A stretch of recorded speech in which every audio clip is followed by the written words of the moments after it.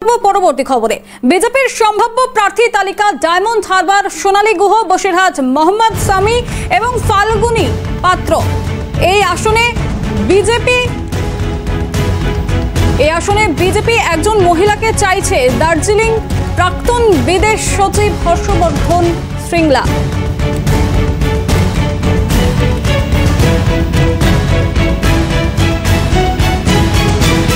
এই আসনে বিজেপি একজন মহিলাকে চাইছে, এমনটাই কিন্তু জানা যাচ্ছে। বিজেপির সম্ভাব্য প্রার্থী তালিকা দার্জিলিং প্রাক্তন বিদেশ সচিব হর্ষবর্ধন শ্রীংলা।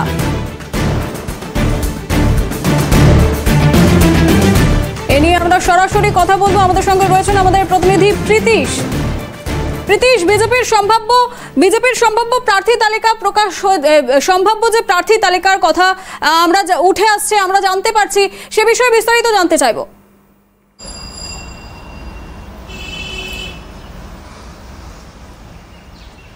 দেখো, আজ গুরুত্বপূর্ণ বৈঠক রয়েছে এবং বিরোধী দলনেতা শুভেন্দু অধিকারী তিনি কিন্তু আজ ভার্চুয়ালি এই বৈঠকে দিল্লিতে অংশগ্রহণ করবেন এবং ইতিমধ্যেই বিজেপি রাজ্য সভাপতি সুকান্ত মজুমদার তিনিও কিন্তু দিল্লির উদ্দেশ্যে রওনা হয়ে গিয়েছেন এবং তিনি দিল্লিতে পৌঁছে যাবেন এবং তারপর দিল্লিতে যে একটি গুরুত্বপূর্ণ বৈঠক এবং সেই বৈঠকে অংশগ্রহণ করবেন তারা।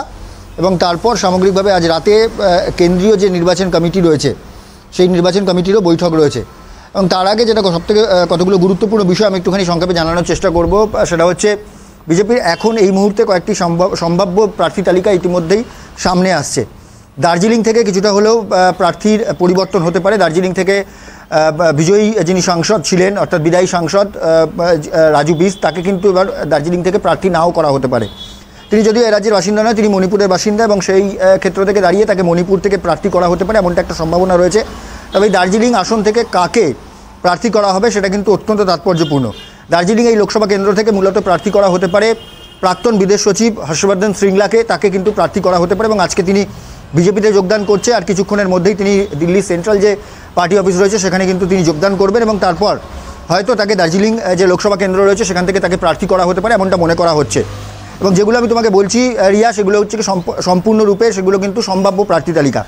ডায়মন্ড হারবার থেকে কিন্তু অভিষেক বন্দ্যোপাধ্যায়, অর্থাৎ তৃণমূলের সর্বভারতীয় সাধারণ সম্পাদক অভিষেক বন্দ্যোপাধ্যায়ের বিরুদ্ধে, তৃণমূলের যিনি প্রার্থী অর্থাৎ অভিষেক বন্দ্যোপাধ্যায়, তার বিরুদ্ধে কিন্তু বিজেপির তরফ থেকে কার্যত একটা চমক থাকার কথা রয়েছে এবং সেই জায়গা থেকে দাঁড়িয়ে সোনালী গুহর নাম উঠে আসছে এবং সোনালী গুহকে ডায়মন্ড হারবার থেকে প্রার্থী করা হতে পারে, এমনটা একটা জোরালোভাবে সম্ভাবনা উঠে আসছে।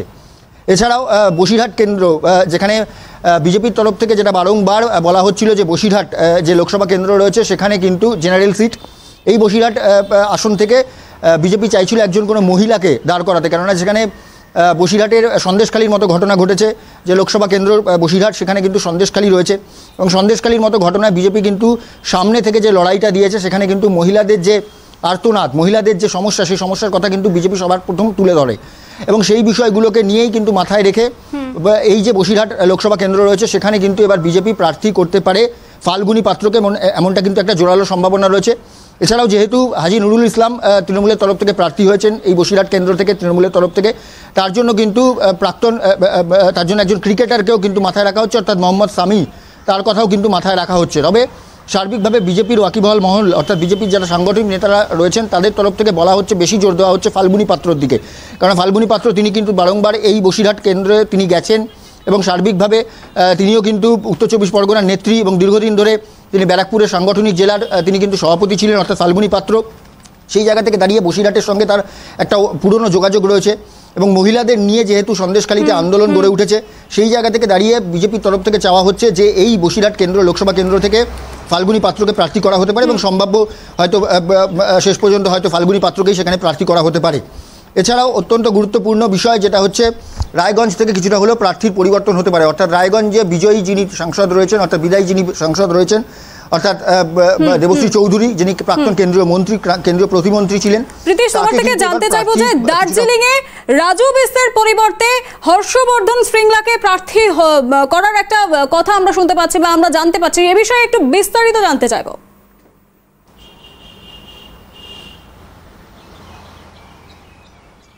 দেখো, অতীত দিনে তুমি যদি দার্জিলিং যে লোকসভা কেন্দ্র রয়েছে সেখানে কিন্তু তুমি যদি একটুখানি, আমি যদি তোমাকে বিস্তারিতভাবে বলার চেষ্টা করি, অতীত দিনের যে রেকর্ড, সেই রেকর্ড কিন্তু অত্যন্ত তাৎপর্যপূর্ণ। কারণ এই দার্জিলিং লোকসভা কেন্দ্র থেকে যে কজন এখনো পর্যন্ত সাংসদ হয়েছেন তাদের পরবর্তী অর্থাৎ প্রথমবার জেতার পর 5 বছর বাদে আর জেতার কোনো রকম রেকর্ড নেই। এই যে দার্জিলিং যে লোকসভা কেন্দ্র রয়েছে সেখানে কিন্তু কিছুটা হলেও এই সাংসদদের পরিবর্তন লাগাতার 5 বছর অন্তর অন্তর পরিবর্তন হতে থাকে। এবং যেহেতু রাজু বিস তিনি কিন্তু মণিপুরের বাসিন্দা এবং মণিপুরের গতবার যে লোকসভা নির্বাচন হয়েছিল অর্থাৎ 2019-এর যে লোকসভা নির্বাচন হয়েছিল সেই লোকসভা নির্বাচনে কিন্তু রাজু বিসকে এখানে অর্থাৎ দার্জিলিং যে লোকসভা কেন্দ্র রয়েছে সেখানে দাঁড় করানোর পেছনে অন্যতম কারণ ছিল সেখানে কিন্তু একটা গোর্খা জনমুক্তি মোর্চার সাপোর্ট ছিল এবং সামগ্রিকভাবে গোর্খাদের যে আন্দোলন সেই আন্দোলনের ক্ষেত্রে সেখানেও কিন্তু রাজু বিসকে সাপোর্ট দেওয়া হয়েছিল। এই বিষয়গুলোকে নিয়ে মাথায় রেখে তখন কিন্তু 2019 লোকসভা নির্বাচনের আগে রাজু বিসকে সেখানে প্রার্থী করা হয়েছিল। এবং এবারে যেটা মনে করা হচ্ছে যে যেহেতু হর্ষবর্ধন শ্রীংলা তিনি কিন্তু দার্জিলিংয়ের দীর্ঘদিনে তিনি বাসিন্দা ছিলেন এবং দার্জিলিংয়ের মানুষ তাকে চেনে এবং তার জন্যই কিন্তু মনে করা হচ্ছে এই হর্ষবর্ধন প্রাক্তন যিনি বিদেশ সচিব হর্ষবর্ধন শ্রীংলাকে দার্জিলিং থেকে প্রার্থী করা হতে পারে। এবং সেখানে আজকে কেন্দ্রীয় বিজেপির যে পার্টি অফিস রয়েছে অর্থাৎ দিল্লিতে সেখানে কিন্তু তিনি যোগদান করবেন আর কিছুক্ষণের মধ্যে এবং তারপর হয়তো দার্জিলিং থেকে তাকেই প্রার্থী করা হতে পারে এমনটা মনে করা হচ্ছে। এবং তবে রাজু বিসকেও কিন্তু প্রার্থী করা হবে, সেটা কিন্তু তিনি যেখানকার বাসিন্দা অর্থাৎ তিনি মণিপুরের বাসিন্দা এবং মণিপুর থেকে তাকে কিন্তু প্রার্থী করা হবে এমনটা একটা জোরালোভাবে সম্ভাবনা উঠে আসছে। অর্থাৎ বলা যেতে পারে যে দ্বিতীয় দফার যে প্রার্থী তালিকা অর্থাৎ এই রাজ্যের যে দ্বিতীয় দফার প্রার্থী তালিকা সেই প্রার্থী তালিকা কিন্তু আজ রাতেই চূড়ান্ত হয়ে যাবে। মনে করা হচ্ছে সেটা হচ্ছে আগামীকালের মধ্যে অর্থাৎ রোববার অথবা সোমবারের মধ্যে দ্বিতীয় দফার যে প্রার্থী তালিকা সেই প্রার্থী তালিকা ঘোষণা করে দেওয়া হবে।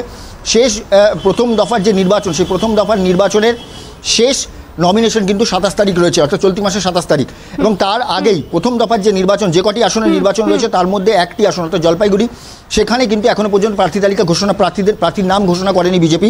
তার জন্য কিন্তু অতি দ্রুততার সঙ্গে সেই প্রার্থীর নাম ঘোষণা করতেও হবে এবং তার সঙ্গে সঙ্গে অবশ্যই নমিনেশন তো রয়েছেই এবং অর্থাৎ বলা যেতে পারে খুব দ্রুততার সঙ্গে চেষ্টা চলছে। এবং আজকে আরও একটা বিষয় তোমাকে সংক্ষেপে বলার চেষ্টা করবো রিয়া, সেটা হচ্ছে আজকে দিল্লিতে একটি গুরুত্বপূর্ণ বৈঠক রয়েছে। প্রথমে রাজ্য স্তরের যারা নেতারা রয়েছেন এবং রাজ্যের যারা পর্যবেক্ষকরা রয়েছেন এবং যিনি সাধারণ সম্পাদক সংগঠন রয়েছেন এবং সহ সাধারণ সম্পাদক সংগঠন রয়েছেন অর্থাৎ সতীশ ধান এবং তার সঙ্গে সঙ্গে অন্যতম সাধারণ সম্পাদক যিনি এ রাজ্যে রয়েছেন অমিতাভ চক্রবর্তী, তারা নিজেরা বসবেন এবং এ রাজ্যের যারা পর্যবেক্ষকরা রয়েছেন অর্থাৎ সুনীল বানসাল এবং তার সঙ্গে সঙ্গে অমিত মালভিয়া যারা রয়েছেন তারা কিন্তু নিজেদের মধ্যে বসবেন। এবং তারপর ধন্যবাদ প্রীতিশ আমাদের সঙ্গে থাকার জন্য। আমাদের সঙ্গে সরাসরি ছিলেন আমাদের প্রতিনিধি প্রীতিশ এবং যেমনটা আমরা আলোচনা করছিলাম যে বিজেপির সম্ভাব্য প্রার্থীর তালিকা বিষয়ে রাজু বিস্তরকে এবার মণিপুর থেকে প্রার্থী করা হতে পারে এমনটাই কিন্তু শোনা যাচ্ছে বা এমনটাই জানা যাচ্ছে।